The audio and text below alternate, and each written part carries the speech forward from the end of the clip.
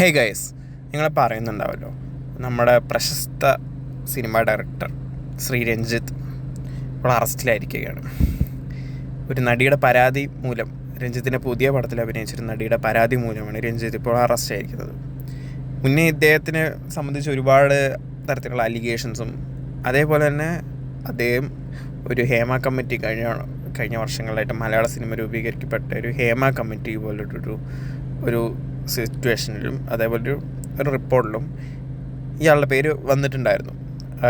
ഈ ഒരു പേര് വരുന്നതിനോട് സംബന്ധിച്ച് ഇയാൾ ഒരുപാട് ഇയാളെ ആൾക്കാർ ആ രീതിക്കുള്ള ട്രീറ്റ് ചെയ്യുന്നതും നാട്ടുകാർ ഇതേപോലെ ട്രീറ്റ് ചെയ്യുന്നതും കാര്യങ്ങളായിട്ട് നമ്മൾ കണ്ടിട്ടുണ്ടായിരുന്നു.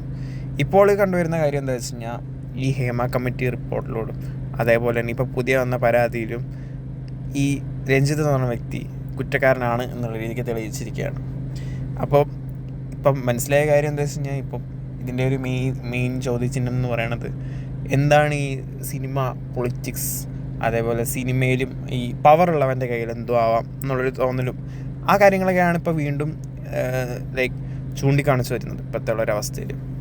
അപ്പോൾ ഇങ്ങനെയുള്ളൊരവസ്ഥ നമ്മുടെ അതായത് അധികാര ദുർവിനിയോഗം ചെയ്യുക എന്നുള്ളൊരു പ്രക്രിയ തന്നെ മൊത്തത്തിലൊരു തെറ്റായിട്ടുള്ളൊരു സന്ദേശമാണ് നമ്മുടെ സൊസൈറ്റിക്ക് നൽകിയിരുന്നത്. അപ്പോൾ ഈ കാര്യങ്ങൾ ഇത്രയും വഷളാവുന്നൊരു സാഹചര്യത്തിൽ ഇത്തരത്തിലുള്ള ആൾക്കാരെ, അതുപോലെ സ്ത്രീകൾക്ക് സുരക്ഷ വരുത്താനും ഒക്കെ നമ്മുടെ കൂടെയുള്ള പ്രവർത്തകരും നമ്മുടെ കൂടെയുള്ള ആൾക്കാരും നമ്മുടെ ആൾക്കാരെ എല്ലാവരും അതിന് അതിനുള്ളൊരു എഫേർട്ട് എടുക്കേണ്ടതായിട്ടുള്ള കാര്യമാണ് കാണുന്നത് വരുന്നത്.